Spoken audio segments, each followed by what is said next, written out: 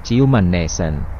Nathan dan Lucy makan bersama, mereka berdua tidak lagi canggung bahkan bisa tertawa seperti dulu. Apalagi ketika Nathan bercerita mengenai dirinya yang akan dijodohkan dengan gadis lain jika tak kunjung mendapat calon istri Lucy sampai tertawa ngakak. Tetapi ada hal lain yang saat ini ada dalam pikirannya. Nathan merasa begitu bahagia saat melihat Lucy tertawa riang. Ada kepuasan tersendiri ketika gadis yang ada di depannya ini ceria. Lucy, kok aku baru sadar ya jika bersama kamu serasa semua masalah hilang. Batin Nathan melamun. Nat, sebaiknya kamu terima saja perjodohan dari ayahmu. Lagian dengan emosi dan mulutmu yang tajam itu akan sangat sulit bagimu mendapat perempuan. Kamu tengah membujuk aku sebagai teman, atau kamu sedang menghinaku? Tanya Nathan kesal. Aku serius, kamu ketika marah ucapanmu busuk sekali dan sangat menyakitkan. Sungguh malang sekali nasib jodohmu, dia kalau jadi istrimu harus bisa menjaga sikap agar tidak memancing amarahmu. Sindir Lucy sembari tertawa lebar. Nathan hanya meringis saja, padahal selama ini dia dikenal sebagai lelaki yang ramah. Bermulut tajam jika level emosinya tinggi dan itu hanya terjadi pada orang terdekat yang sudah mengenalnya luar dalam. Jika terhadap orang luar, Nathan masih berusaha untuk menahan diri. Luz, apakah kamu pernah menyadari jika kamu ini sangat menyebalkan? Balas Nathan. Iya, aku memang orang yang sangat menyebalkan. Tapi aku selalu menjadi diri sendiri dan tidak munafik. Ujar Lucy. Kamu benar, dengan dirimu yang seperti itu bisa menjadi daya tarik tersendiri. Hanya saja kelak jodoh kamu juga akan sangat kerepotan. Jawab Nathan yang gentian tertawa. Terserah apa kata kamu, yang penting nanti aku akan memilih seseorang yang bisa menerima aku apa adanya. Sewot Lucy mulai kesal. Aku yakin, kelak kamu pasti akan menemukannya. Oh iya, kamu akan tinggal di sini sampai kapan? Kenapa tidak jadi pulang ke Korea? Tanya Nathan mulai serius. Aku ingin tinggal di sini saja, di sana aku merasa asing dan kesepian. Kalau di rumah ini aku merasa masih ada nenek yang menemaniku. Jawab Lucy apa adanya. Bagaimana kalau kamu bekerja dengan aku lagi? Tapi di luar kota, daerah rumah aku. Tawar Nathan. Tidak, tanpa bekerja aku sudah bisa hidup enak. Lagian bekerja bersamamu sangat merepotkan. Balas Lucy merasa puas. Iya deh, aku lupa kalau kamu anak sultan. Bekerja bukan demi uang tetapi hanya untuk kesenangan. Timpal Nathan tidak sakit hati. Sebenarnya aku mendapat tawaran menjadi model, tapi aku masih pikir dulu. Jika nanti aku terkenal dan banyak yang mengejar aku malah merepotkan. Tawa Lucy bengek. Nathan melihat ke arah Lucy, bentuk tubuh, wajah, pesona dan juga kepercayaan diri tinggi. Tentu saja Lucy bisa menjadi model papan atas, tapi entah kenapa Nathan merasa tidak rela. Dia tak mau jika Lucy tampil cantik di hadapan orang banyak, apalagi menjadi sorotan kamera yang wajahnya akan terpampang di mana-mana. Jangan menjadi model. Sergah Nathan. Kenapa? Apa aku ini kurang cantik? Tanya Lucy heran. Pokoknya jangan, kamu tidak cocok dengan dunia seperti itu. Kamu terlalu polos. Bujuk Nathan bingung menjelaskannya. Hei, aku ini anaknya siapa? Mana ada yang akan berani mengusik aku? Ejek Lucy tertawa. Justru karena orang tuamu yang terlalu hebat, pastinya memiliki banyak saingan. Aku hanya khawatir jika ada orang licik yang memanfaatkan kesempatan untuk mengalahkan papa kamu lewat kamu. Ucap Nathan mengarang cerita. Tetapi Lucy yang pada dasarnya gadis polos malah percaya begitu saja. Ah iya ya. Kalau aku mengekpos hidupku bisa-bisa aku diculik dan mereka akan menggunakan aku untuk menghancurkan papa aku. Gumam Lucy. Nathan tertawa senang, tidak mengira jika Lucy akan semudah itu percaya cerita seperti dalam drama. Sudah sorry, apa kamu tidak mau pulang? Tanya Lucy. Ya pulang, tapi aku lelah sekali tadi menyetir berjam-jam. Apa di sekitar sini ada hotel?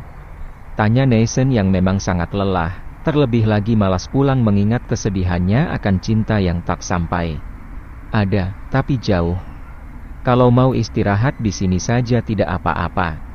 Lagian ini bukan pertama kalinya kita tinggal serumah dan aku juga tidak akan melakukan apa-apa terhadapmu. Tawar Lucy. Nathan langsung mendekat, memojokkan Lucy sampai bersandar ke sofa. Nathan menatap Lucy tajam, ada sesuatu yang membuat dirinya penasaran. Nah, akhir-akhir ini kamu bertindak sembrono. Kau tegur Lucy gugup. Aku hanya ingin bertanya, apakah aku ini memang tidak memiliki daya tarik? Sampai-sampai Ayunda dan kamu sama sekali tidak merasakan apa-apa dengan kehadiranku. Padahal saat aku melihat diriku di depan cermin juga ganteng, tidak kalah dari Arjun. Lucy yang awalnya tegang menjadi tertawa lagi, sisi Nathan yang konyol ini sangat menghiburnya. Nah, menurut aku cinta itu bukan soal tampan saja. Dan coba sekarang kamu pikirkan baik-baik, aku juga sangat cantik kan? Tapi nyatanya kamu juga tidak merasakan apa-apa saat bersamaku. Jetty, menurut aku cinta itu adalah perasaan yang tidak terduga. Jelas Lucy percaya diri. Nathan segera duduk kembali, apa yang barusan diucapkan oleh Lucy memang benar adanya. Dia pun segera duduk ke sofanya seperti semula. Lucy, tapi andaikan aku disuruh memilih untuk menikah dengan gadis pilihan orang tuaku, aku akan lebih memilih untuk menikahimu. Timpal Nathan serius. Katamu betapa malangnya jodohku nanti, apakah kamu mau menjadi orang malang itu? Tawa Lucy. Sungguh aku serius, lebih baik aku menjadi orang malang itu daripada aku harus memaksakan diri mencintai gadis lain. Tapi akunya sudah pasti tidak mau menikah denganmu, karena sama saja aku mendorong diriku sendiri menjadi wanita pengganti. Ih amit-amit dah, seperti orang yang enggak laku saja. Sebenarnya kalau aku minat ada begitu banyak lelaki yang mengejarku. Ejek Lucy sinis. Kamu kan juga sedang patah hati, bagaimana jika kamu juga menggunakan aku sebagai lelaki pengganti? Dengan begitu kita berdua bisa saling membantu untuk melupakan Ayunda dan Arjun, aku pun juga bisa terhindar dari perjodohan. Bujuk Nathan. Jangan gila, Nat. Apa menurut kamu hubungan yang tanpa dasar cinta itu akan bahagia? Sergah Lucy kesal. Ya kita kan saling menggunakan, nanti kalau kamu mencintai lelaki lain aku akan melepaskanmu. Yang penting saat ini orang tuaku tidak mengganggu aku masalah pernikahan, mereka sudah sangat ingin aku segera punya istri. Tapi jika mereka tahu aku dan kamu sedang dalam proses pendekatan, mereka tak akan mengusikku. Bujuk Nathan. Aku tetap tidak akan setuju, jika yang terjadi adalah kebalikannya bagaimana? Misalnya aku berhasil melupakan Arjun dan malah jatuh cinta padamu. Terus nanti kamu mencintai gadis lain lalu kamu akan meninggalkan aku gitu.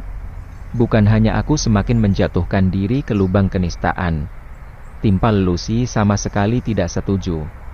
Kalau kamu memang nanti bisa mencintaiku, maka aku akan mempertahankanmu dan aku akan memperlakukan kamu dengan sangat baik. Kamu tenang saja, aku tidak akan mungkin jatuh cinta lagi, hatiku sudah terlalu lelah pada penantian Ayunda sejak kecil. Meskipun begitu, satu-satunya pilihan yang bisa membuat aku merasa nyaman untuk menikah hanya dengan kamu. Walau kamu tidak mencintaiku, tapi kamu bisa menjadi partner hidup yang baik, teman bicara dan juga teman berdiskusi. Bukankah dalam sebuah hubungan justru ketiga hal itu yang utama? Menurut aku hanya dengan cinta saja tidak akan cukup. Bujuk Nathan penuh harap. Nat, sepertinya kamu sedang bingung dan frustrasi makanya bicara ngawur begitu. Sebaiknya kamu istirahat saja, kamar tamu tadi siang sudah aku bersihkan. Setelah Lucy berlalu pergi. Tetapi Nathan justru semakin nekat, dorongan apa yang merasukinya tapi dia malah menarik tangan Lucy dan mencium bibirnya. What? Kamu sangat gila, Nathan. Bukankah lelaki dan perempuan tidak boleh bersentuhan? Kamu sendiri yang bilang kok malah menciumku. Pekik Lucy marah. Maaf Lucy, maafkan aku. Aku tidak ada niatan jahat padamu. Karena aku sudah menciummu berarti aku harus menikahimu. Ucap Nathan merasa sangat bersalah dan juga kaget dengan tingkahnya sendiri. Nathan, sebaiknya kita berdua jangan bertemu dan berbicara untuk saat ini. Dan coba kamu renungkan baik-baik, jangan sampai kamu yang sudah aku anggap sebagai teman berubah arah menjadi kebencian. Besok pagi aku yakin pikiran kamu akan kembali waras dan bahkan memintaku untuk melupakan kejadian ini. Sergah Lucy berlalu pergi. Nathan hanya mematung, kemudian menyentuh bibirnya sendiri yang masih merasakan getaran aneh. Apalagi ini adalah ciuman pertamanya. Astagfirullah, ampunilah hamba ya Allah. Sungguh hamba ini adalah makhluk yang telah berdosa. Gumam Nathan ketakutan dan segera ke kamar. Nathan tiba-tiba menangis, menyadari betapa salahnya telah menyentuh bahkan mencium Lucy. Dia segera mengambil air wudhu dan salat, tetapi keinginan untuk menikahi Lucy semakin kuat. Ya Rob, hamba tidak tahu perasaan apa ini, tetapi keinginan untuk menikahi Lucy semakin kuat, ada perasaan tidak tega membiarkan sendiri dan bersedih. Ingin selalu menemaninya, dan juga membimbingnya menuju cahaya terang. Jika memang engkau mengizinkan, maka bukakanlah pintu hatinya dan lancarkanlah semuanya. Ucap Nathan dalam doanya. Di sisi lain Lucy tengah merenung, dia juga menyentuh bibirnya yang tadi dicium oleh Nathan.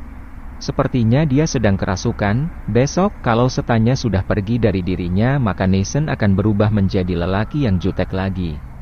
Batin Lucy. Tetapi tidak bisa dipungkiri, hari ini kelembutan Nathan menghangati hatinya.